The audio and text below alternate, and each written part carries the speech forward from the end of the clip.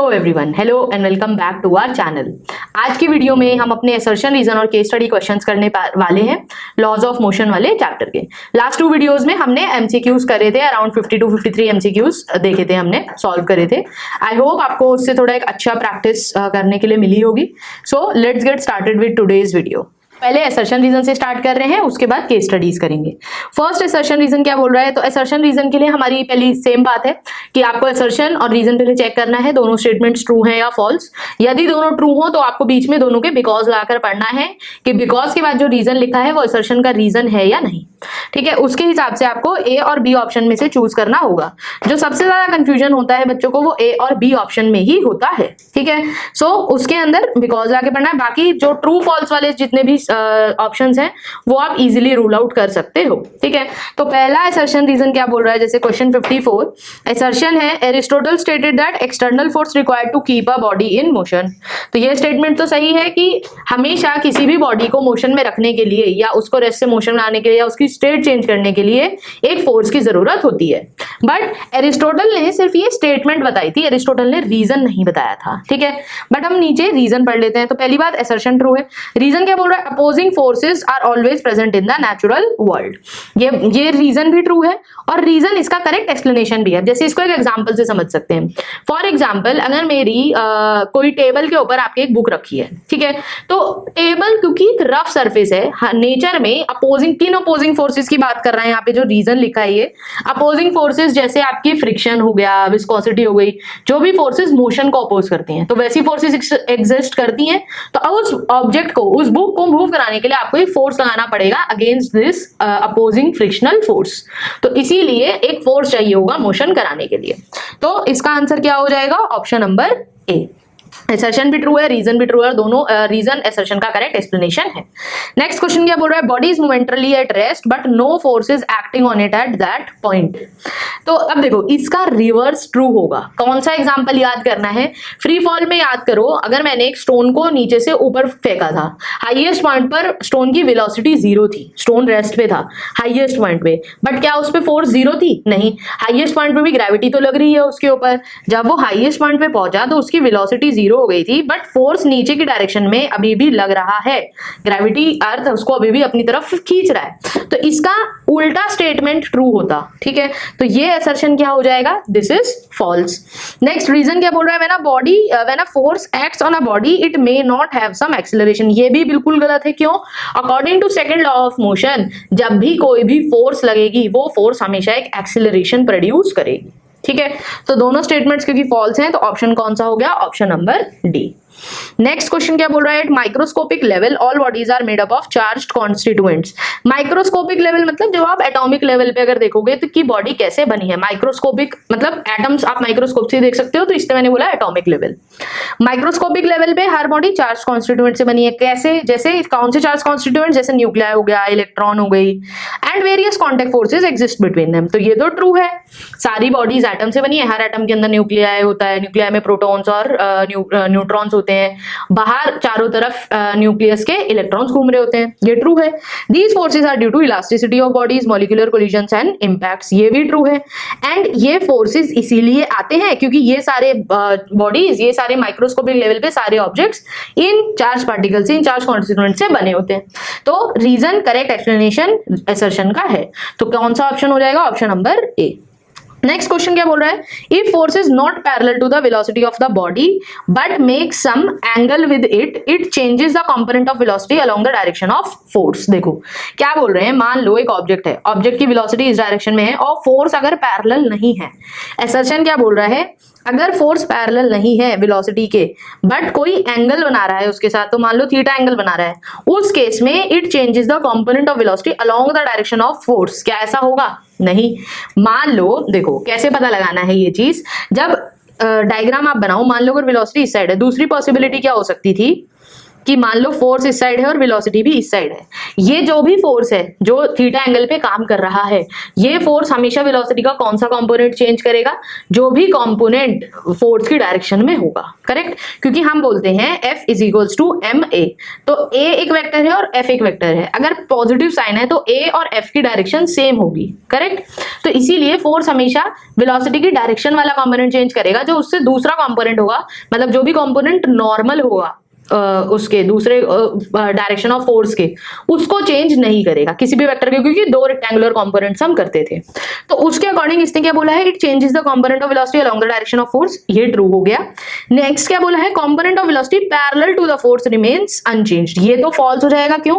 Parallel to the force मतलब अभी ऊपर असर्शन बोल रहा है कि फोर्स के डायरेक्शन के कंपोनेंट को चेंज करेगा, नीचे हम बोल रहे हैं कि उस कंपोनेंट को नहीं चेंज करेगा, तो दोनों चीजें तो ट्रू नहीं सकती। अब फोर्स हमेशा अपनी डायरेक्शन वाले कंपोनेंट को चेंज करेगा, जो उसके नॉर्मल कंपोनेंट होगा उसको नहीं चेंज करेगा। मतलब मान लो अगर वेलोसिटी का दूसरा कंपोनेंट ये है, तो ये वाले कंपोनेंट में कोई चेंज नहीं होगा, बट फोर्स की डायरेक्शन में जो कंपोनेंट था उसमें चेंज हो जाएगा। तो असर्शन ट्रू हो जाएगा और रीजन फॉल्स। तो कौन सा ऑप्शन हो जाएगा? Option number C. Next question क्या बोल रहा है? If you consider system of two bodies, A और बी दो बॉडीज हैं, एज अ होल, मतलब ए और बी दोनों को कंबाइन करके, ए ऑब्जेक्ट ये हुआ, बी ऑब्जेक्ट ये हुआ, दोनों को कंबाइन करके हम एक सिस्टम मान रहे हैं, ठीक है? आपसे बोला है F A B and F B are internal forces. F A B एक ऐसे फोर्स मानो कि ए ने बी पर जो फोर्स लगाई और बी ने ए पर जो फोर्स लगाई, उस हिसाब से हमने एफ ए बी और एफ बी ए लिखा है। They add to give a null force, ये तो बात सही है। ए ने बी पर ऐसे फोर्स लगाई, ए ने बी पर ऐसे फोर्स लगाई, बी ने ए पर ऐसे फोर्स लगाई, ठीक है? अपोजिंग होते हैं फोर्स। अगर हम मैं वेक्टर में लिखूं F A B vector will be equal to minus of F B A vector, सही बात है। इसको अगर दोबारा देखना है तो एक बार साफ सा डायग्राम बना के देख लेते हैं। ये ए ऑब्जेक्ट है, ये बी ऑब्जेक्ट है। बी ने ए को अपनी तरफ खींचा, ए ने बी को अपनी तरफ खींचा, तो दोनों पे देख रहे हो फोर्स दोनों एक्ट अलग अलग बॉडीज पे कर रहे हैं, ए और बी पे, बट इन टोटल अगर आप सिस्टम पे देखोगे तो नेट फोर्स 0 होगा, क्योंकि फोर्सेस कैसे हैं? एक्शन रिएक्शन पेयर हैं। Newton's third law of motion, action every action has an equal and opposite reaction, और एक्शन रिएक्शन हमेशा अलग अलग बॉडीज पे लगते हैं, इसलिए कभी एक दूसरे को कैंसिल आउट नहीं करते, क्योंकि एक ऑब्जेक्ट पे नहीं लगते। तो ये तो ट्रू हो गई असर्शन। रीजन क्या बोल रहा है? Internal forces in a body और system of particles cancel away in pairs, ये फॉल्स हो जाएगा। क्यों? क्योंकि इंटरनल फोर्सेस किसी भी बॉडी पर, अगर यहाँ पे बॉडी नहीं लिखा होता तो ये ट्रू हो जाता, किसी भी बॉडी के इंटरनल फोर्सेस कभी भी कैंसिल आउट पेयर में नहीं होंगे। क्यों? क्योंकि वो पेयर हमेशा दो अलग अलग बॉडीज पे लग रहा होता है। एक्शन अलग बॉडी पे लगेगा, रिएक्शन अलग बॉडी पे लगेगा। अगर यदि एक ही बॉडी पे लग रहे होते तो नेट फोर्स 0 होता। हम बोल रहे हैं डिफरेंस है, हम बोल रहे हैं सिस्टम का नेट फोर्स 0 होगा, बट एक ऑब्जेक्ट का नेट फोर्स 0 नहीं होगा। आई होप ये चीज क्लियर हो गई होगी। तो 58 में कौन सा ऑप्शन हो जाएगा? ऑप्शन नंबर सी। 59 क्या बोल रहा है? It is not always necessary that external agency और force is in contact with the body while applying the force on the object, ये ट्रू है। अगेन ग्रेविटेशनल फोर्स को याद करो, कॉन्टैक्ट में तो नहीं है अर्थ हर समय 24 घंटे, अर्थ बिना कॉन्टैक्ट के भी अपनी तरफ ग्रेविटी की वजह से पुल कर रहा है हर किसी ऑब्जेक्ट को। रीजन क्या बोल रहा है? Stone release from top of a tower building, from top of a building accelerates downward due to gravitational pull of earth, ये भी ट्रू है। बट क्या ये इसका करेक्ट एक्सप्लेनेशन है? ये इसका करेक्ट एक्सप्लेनेशन नहीं है। तो ऑप्शन कौन सा हो जाएगा 59 में? 59 का ऑप्शन हो जाएगा ऑप्शन नंबर बी, ठीक है? हम ये बोल रहे हैं कि स्टोन रिलीज होने की वजह से ऐसा नेसेसरी नहीं है, तो ये सिर्फ इसका एक एग्जाम्पल है, बट करेक्ट रीजन नहीं है, ठीक है? सो 60 में क्या बोल रहा है? Seasoned cricketer allows longer time for his hands to stop the ball. अब इसके लिए क्या याद करना है? जो हमने इंपल्स में पढ़ा था, इंपल्सिव फोर्सेस छोटे अमाउंट ऑफ टाइम के लिए जो फोर्सेस एक्ट करते हैं। तो वहीं से एक फॉर्मूला जो सेकंड लॉ ऑफ मोशन है वो क्या बोलता है? F equals to dp/dt। जितने ज्यादा टाइम में आप मोमेंटम को चेंज कराओगे उतना कम फोर्स लगेगा, जितने कम टाइम में चेंज कराओगे उतना ज्यादा फोर्स लगेगा। तो असर्शन कह रहा है कि season cricketer larger time allow कर रहा है रोकने के लिए बॉल को, और इस वजह से उसका हैंड हर्ट नहीं होता, क्योंकि वो ज्यादा टाइम में कर रहा है। तो ये चीज ट्रू होगी। रीजन क्या बोल रहा है? रीजन कह रहा है कि new player keeps his hand fixed and tries to catch the ball almost instantly. नए प्लेयर ने एकदम इंस्टेंटली कैच की, जिसकी वजह से उसके हाथ में चोट लगी, ये भी ट्रू है। बट क्या ये दोनों एक दूसरे करेक्ट एक्सप्लेनेशन है? मतलब रीजन असर्शन का है? नहीं। करेक्ट एक्सप्लेनेशन क्यों नहीं है? दो अलग अलग सिनेरियोज बता रहे हैं। रीजन क्या होता कि टाइम जितना कम होगा फोर्स उतनी ज्यादा लगेगी, रीजन करेक्ट ये होना था। दोनों इंडिविजुअली ट्रू है, बट रीजन करेक्ट एक्सप्लेनेशन नहीं है, तो option number B will be my answer. Next question क्या बोल रहा है? Product of distance and velocity that is momentum ये तो गलत हो गया, क्यों? मोमेंटम क्या होता है? Product of mass into velocity, not distance into velocity. Is basic to effect of force on motion. Force किसके इक्वल होता है? dp बाय dt के। रीजन क्या बोल रहा है? Same force for same time causes the same change in momentum for different bodies. मतलब same force for same time, मतलब F फिक्स हो गया, dt फिक्स हो गया, मतलब F डेल्टा t ये एक कांस्टेंट है। Same force for same time causes same change in momentum for different bodies. ये तो बात सही होगी।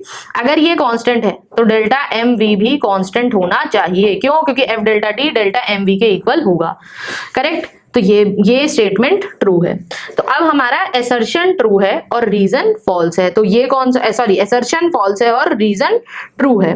तो अब यहाँ पर ये थोड़ा सा गड़बड़ क्वेश्चन है इस बुक के अंदर, क्योंकि इन्होंने ऐसा कोई ऑप्शन ABCD में से नहीं दे रखा है। अगर आप यहाँ से देखोगे तो ये थोड़ी सी मिसप्रिंटिंग हुई है बुक के अंदर, बट हमें कॉन्सेप्ट क्लियर रखना है। एसर्शन फॉल्स होगा, रीजन ट्रू। नेक्स्ट क्वेश्चन क्या बोल रहा है? Newton's third law of motion is applicable only when bodies are in motion. ये तो गलत है। Newton's third law of motion हर ऑब्जेक्ट पे एप्लीकेबल रहेगा, वो रेस्ट पे हो, वो मोशन में हो, चाहे किसी भी स्टेट में हो। Newton's third law of motion does not apply to all type of forces. ये भी फॉल्स है। कैसी भी फोर्स उठाकर ले आओ, हर फोर्स पे एप्लीकेबल रहेगा। ठीक है, तो कौन सा ऑप्शन हो गया? ऑप्शन नंबर डी, दोनों फॉल्स है। नेक्स्ट क्वेश्चन क्या बोल रहा है? Angle of repose is equal to angle of limiting friction. True बात है। हमने देखा था एंगल ऑफ रिपोज भी म्यू एस के इक्वल आया था, और एंगल ऑफ फ्रिक्शन का जो tan है, मतलब tan थीटा और tan अल्फा, दोनों ही म्यू के इक्वल आए थे। When a body is just at the point of motion the force of friction of this edge is called limiting friction. True है ये बात भी, और इसी की वजह से एसर्शन भी ट्रू है, मतलब रीजन एसर्शन का करेक्ट एक्सप्लेनेशन है। तो ऑप्शन ए हो गया आंसर। नेक्स्ट क्वेश्चन क्या बोल रहा है? Body of mass 1 kg makes, आपको मास गिवन है, ये 1 राउंड पर सेकंड, फ्रीक्वेंसी गिवन है new, in a circle of radius given है। सेंट्रीफ्यूगल फोर्स पूछा है कितना होगा, मतलब सेंट्रीफ्यूगल फोर्स बोला है 4πr² होगा, 4π²। तो सेंट्रीफ्यूगल फोर्स कैसे निकालते हैं? रीजन क्या बोल रहा है? Centrifugal force is given by mv/r लिखा है, तो ये अब फॉल्स हो जाएगा, क्योंकि सेंट्रीफ्यूगल फोर्स निकलता कहते हैं mv²/r से, mv/r से नहीं निकलता। ठीक है, तो mv²/r कहते हैं। v की जगह क्या रख सकते हो आप? r omega. तो v की जगह r ओमेगा रखोगे, एक r से r कट जाएगा, तो mr ओमेगा² हो गया फॉर्मूला। ठीक है, आपको m गिवन है, m की वैल्यू रख दो, r गिवन है, r की वैल्यू रख दो 1 मीटर, ओमेगा गिवन है, ओमेगा की जगह क्या रख सकते हो? 2π तो 2π का होल स्क्वायर, मतलब 2 2 जा 4, 4π², फ्रीक्वेंसी भी कितनी है? 1, तो 4π² न्यूटन आ गई सेंट्रीफ्यूगल फोर्स। तो एसर्शन तो ट्रू है, बट रीजन फॉल्स है। क्यों? क्योंकि सेंट्रीफ्यूगल फोर्स mv²/r होती है, mv/r नहीं होती। अगेन थोड़ी सी मिसप्रिंटिंग है बुक के हिसाब से। बुक बोलती है कि आंसर ए है, क्योंकि शायद से उन्होंने मिसप्रिंटिंग हुई है, यहाँ पर mv²/r होना चाहिए था, बट आंसर क्या होगा कि एसर्शन ट्रू है, रीजन फॉल्स है। केस स्टडी पर चलते हैं। पहली केस स्टडी है Newton momentum and Newton second law of motion पे। तो वीडियो पॉज करनी है और एक बार केस स्टडी एक बार पढ़ लेना है। हम क्वेश्चन से स्टार्ट करते हैं। फर्स्ट क्वेश्चन क्या बोल रहा है? Satellite is moving in free space in force free space sweeps dust at the rate, मतलब मास चेंज हो रहा है, v is velocity of satellite, alpha is a constant, deceleration हमसे पूछा है। ठीक है, तो हमें पता है कि मतलब आपको एक्सेलरेशन निकालना है एक तरीके से। डेसिलरेशन पूछा है तो ऑलरेडी नेगेटिव साइन उस बात में इंक्लूड हो गया कि एक्सेलरेशन की जगह डेसिलरेशन पूछ रहे हैं। ठीक है, एक्सेलरेशन अब आएगा कहां से? आपको पता है F is equals to dp/dt होता है, correct? F is equals to dp/dt है। P को क्या लिख सकते हैं? m into we. V को अगर हम कांस्टेंट मान ले तो इसको ऐसे लिख सकते हैं v इंटू dm/dt। dm/dt कितना गिवन है? Alpha v। तो यानी कि फोर्स किसके इक्वल हो गया? अल्फा v² के इक्वल हो गया। और फोर्स और किसके इक्वल होता है? m इंटू a के इक्वल भी होता है। तो एक्सेलरेशन मतलब डेसिलरेशन कितना आया? Alpha v²/m, option number D. ठीक है, नेक्स्ट क्वेश्चन क्या बोल रहा है? Body of mass, mass given है, moving with velocity, velocity vector के फॉर्म में गिवन है, एट t इक्वल टू 0, मतलब ये क्या हो गई आपकी इनिशियल वेलोसिटी। 2 सेकंड के बाद वेलोसिटी गिवन है, टाइम हो गया 2 सेकंड्स, v भी आपको गिवन है। क्या पूछा है? Change in momentum. Change in momentum सीधा कैसे निकालना है? mv minus mu। ठीक है, तो mv, v माइनस u पहले निकाल लो, v minus u vector, v minus u vector क्या आएगा? 8i बस यहाँ पे भी प्लस 6j माइनस 6j 0 हो जाएगा into mass 8 5 40 I cap will be my answer, option number A. Next question में क्या बोला है, cricket ball of mass given है विद स्पीड 10 मीटर पर second collides with a bat and returns with the same speed within 0.01 second. कितनी force bat के ऊपर act कर रही है ये मुझे बताना है, ठीक है। तो अब आपको पता है कैसे निकाल सकते हो, इंपल्स मोमेंटम थ्योरम क्या कहती है, impulse is equal to change in momentum delta P, ठीक है। आपसे क्या पूछा है, फोर्स, तो फोर्स कैसे निकलेगी, delta P by delta T से। डेल्टा पी में आप जीरो मत कर देना कि मोमेंटम में चेंज जीरो है, क्योंकि सेम स्पीड से वापस आ गई। ये देखो डायरेक्शन ऑपोजिट है, बॉल की इनिशियल वेलोसिटी इस डायरेक्शन में होगी और फाइनल वेलोसिटी इस डायरेक्शन में होगी। तो जब आप v माइनस यू करोगे तो मैग्नीट्यूड एक्चुअल में डबल हो जाएगा चेंज का, क्योंकि डायरेक्शन ऑपोजिट है। तो v माइनस यू जब आप करोगे, u को आप नेगेटिव साइन के साथ लिखोगे, वेक्टर से मैग्नीट्यूड डालोगे तो टोटल चेंज इन मोमेंटम कितना हो जाएगा, 2 टाइम्स, तो 2 mv हो गया टोटल चेंज, 2 इंटू मास कितना था 0.25 इंटू 10 डिवाइडेड बाय 0.01 सेकेंड्स में पूरी चीज हो रही है।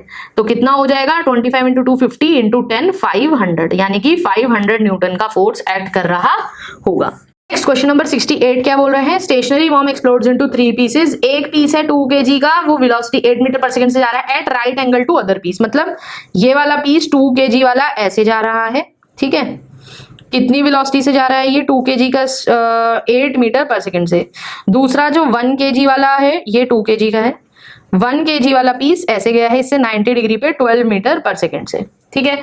तो क्या हम यहाँ पर मोमेंटम निकाल सकते हैं थर्ड पीस का कितना होना चाहिए, मतलब जो रिजल्टेंट है, रिजल्टेंट कहीं आएगा, मोमेंटम कैसे निकालेंगे 90 डिग्री पे दोनों, इन दोनों वेलोसिटीज का आप रिजल्टेंट निकाल लो, ठीक है। उतनी ही रिजल्टेंट के ऑपोजिट डायरेक्शन में तीसरा पीस जाना चाहिए, so that total final momentum 0 हो जाए, क्योंकि टोटल इनिशियल मोमेंटम 0 होगा। तो कैसे निकालेंगे, root of 8 square, sorry momentum का निकाल रहे हो तो एक मोमेंटम इस डायरेक्शन में है, एक इस डायरेक्शन में है, इधर मोमेंटम कितना होगा 2 इंटू 8 16, तो 16 का स्क्वायर प्लस 12 इंटू 1 12 प्लस 12 का स्क्वायर, इन दोनों का स्क्वायर करके ऐड करके रूट निकालोगे तो आंसर आएगा 20 kg मीटर पर सेकंड आया मोमेंटम। कितना मास था उसका 0.5, मतलब v बाय 2 हो जाएगा मोमेंटम, मास हाफ kg और इंटू वेलोसिटी v थी, तो वेलोसिटी कितनी होगी 20 इंटू 2 40 मीटर पर सेकेंड। नेक्स्ट क्वेश्चन क्या बोल रहा है, force of 10 Newton acts on a body of mass half kg for 0.25 second starting from rest, what is it's momentum now. ये आपसे पूछा है, क्या बोला है, एक ऑब्जेक्ट था उस पे 10 न्यूटन की फोर्स एक्ट करी है, कितनी देर के लिए 0.25 सेकंड के लिए। तो again impulse momentum theorem use कर सकते हैं, F delta T is equals to delta P. F given है, डेल्टा टी गिवन है 0.25, चेंज इन मोमेंटम बताना है, रेस्ट से स्टार्ट हुआ था तो 0.5 मतलब 1/2 इंटू v, तो कितना हो जाएगा, ये हो जाएगा 2.5 इंटू 2, यानी कि ये कितना हो जाएगा 10 इंटू 0.25 था तो 2.5 आपको सिर्फ क्या निकालना है, अच्छा वेलोसिटी नहीं पूछी है आपसे, मोमेंटम ही पूछा, तो मोमेंटम डायरेक्ट कितना आ गया 2.5, 69 का आंसर आ गया आपका ऑप्शन नंबर बी, ठीक है।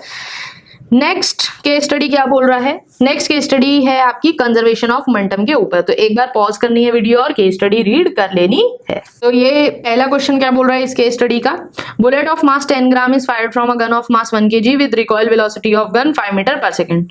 बुलेट की स्पीड बतानी है, इनिशियल वेलोसिटी दोनों की 0 है, यानी कि इनिशियल मोमेंटम टोटल 0 था, गन की वेलोसिटी, गन की मास 1 kg, रिकॉइल वेलोसिटी 5 मीटर पर सेकंड, प्लस बुलेट का मास 10 ग्राम यानी कि 0.01 kg इंटू मान लो v वेलोसिटी इक्वल टू 0, तो v इज इक्वल्स टू -5/0.01 यानी कि 500 मीटर पर सेकंड। माइनस साइन क्या शो कर रहा है कि गन की रिकॉइल वेलोसिटी और बुलेट की वेलोसिटी ऑपोजिट डायरेक्शन में है। ऑब्वियस सी बात है, बुलेट आगे फायर हुआ, रिकॉइल गन पीछे की डायरेक्शन में हो जाएगी, ठीक है।